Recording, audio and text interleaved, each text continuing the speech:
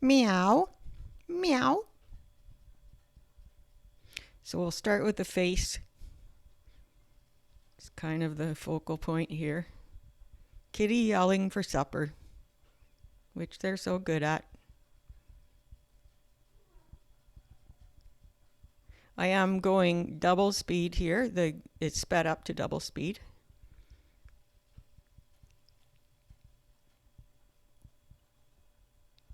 And I create a lot of extra lines when I'm feeling my way around, and they just end up turning into background tone. Without them, the drawing just doesn't have the depth. So I just let them happen.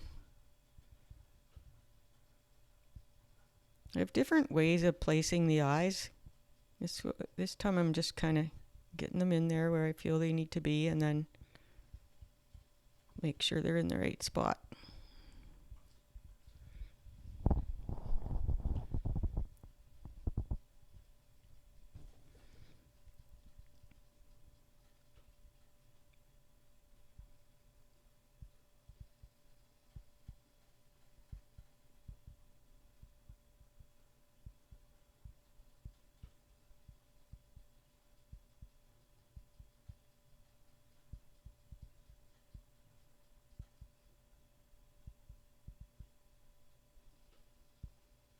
Plenty of pondering time.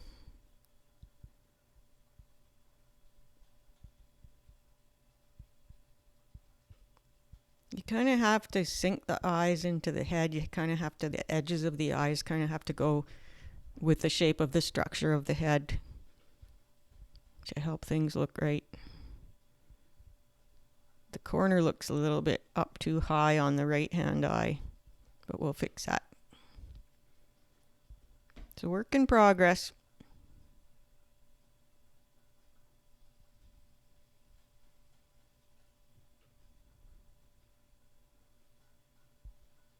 I want to make Kitty not looking angry, but just looking demanding.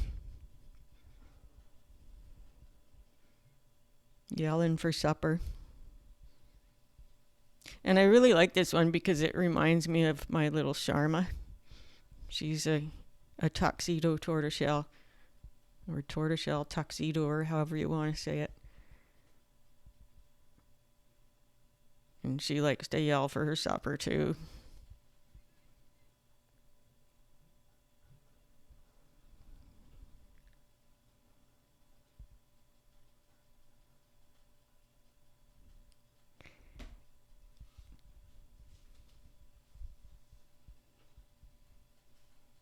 Those fangs. The biggest difference between this cat and Sharma, though, is Sharma only has bottom teeth, and she only has 6 of those. She came to me with a mouthful of rotten teeth.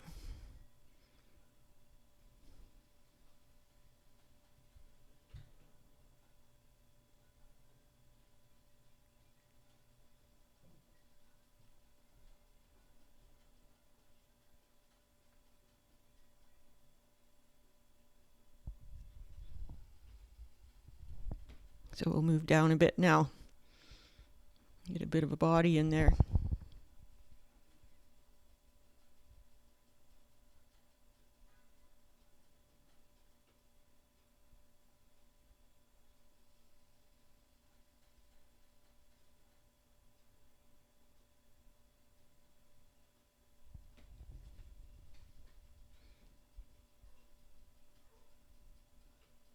So I want to capture the energy of this kitty in that stance.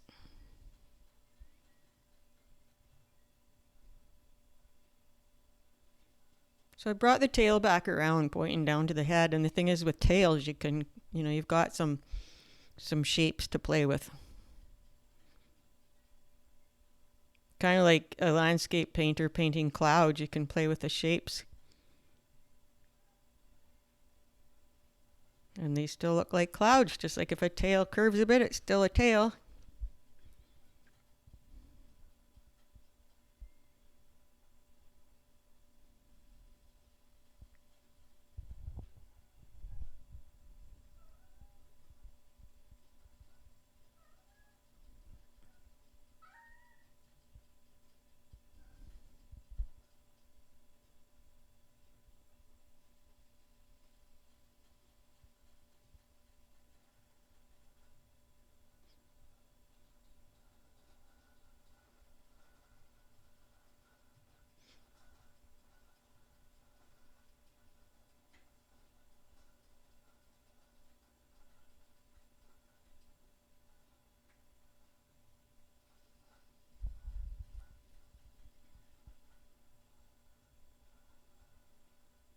Can play with the shape of that bib too. Because even if it's on a cat that their furs can get displaced and look different at different times. Of course, the longer the fur, the more likely that is. But you still got room to play. There's always room to play in art. That's what it's all about.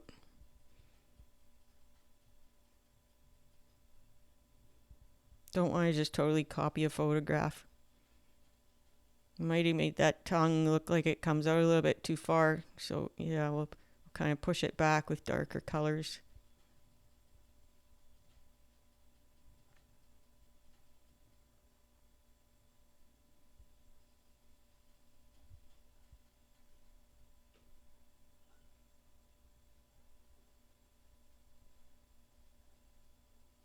And just teeny little changes in the shape of the mouth here change it into a more happy looking cat, that's just asking for supper rather than an angry cat that's ready to get you.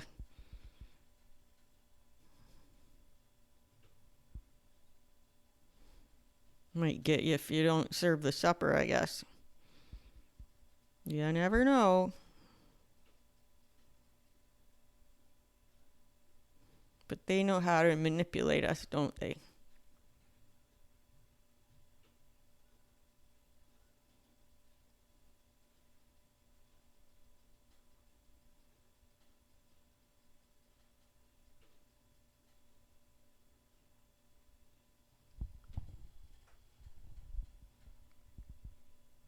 So I want to capture those markings a bit, but I don't want to get too carried away with the markings because then it takes away from the lovely lines that I've created. My art is really about the lines. It's my love of line work, the energy that you can capture with it.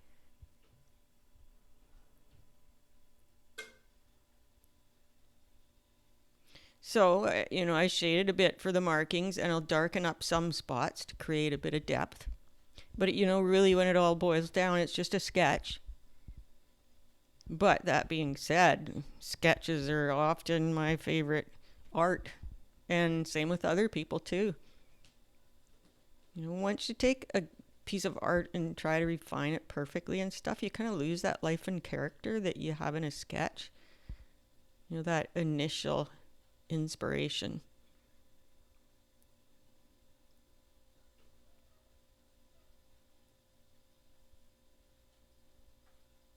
So be careful. And that's the thing when you see me pausing a little bit, which would be twice as long because I've got this sped up to twice the speed. When you do see me not doing anything for a moment, that's pondering. It's making sure I don't go too far. It's thinking carefully about my next step, whether it really needs to be done or not.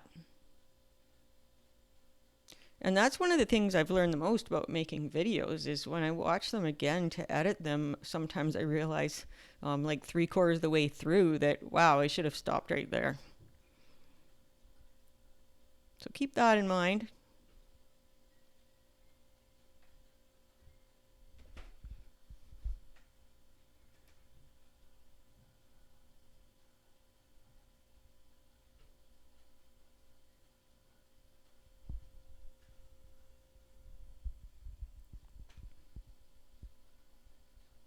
I like the shape of the body I've created.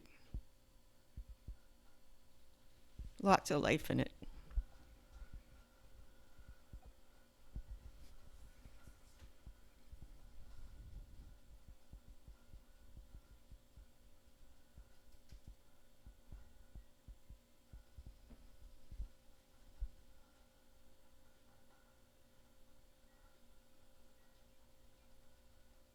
And one of the hardest things is knowing when to stop. Especially when you're a beginner, it's the tendency is people want to keep completing it and perfecting it. And I often in my in-person workshops, I often ask people to really think about if they really want to continue because, it looks great where it is. And once you start refining and perfecting, so to say, you lose the life and character. Pay careful attention to the direction of the whiskers. They add to the energy of the drawing too.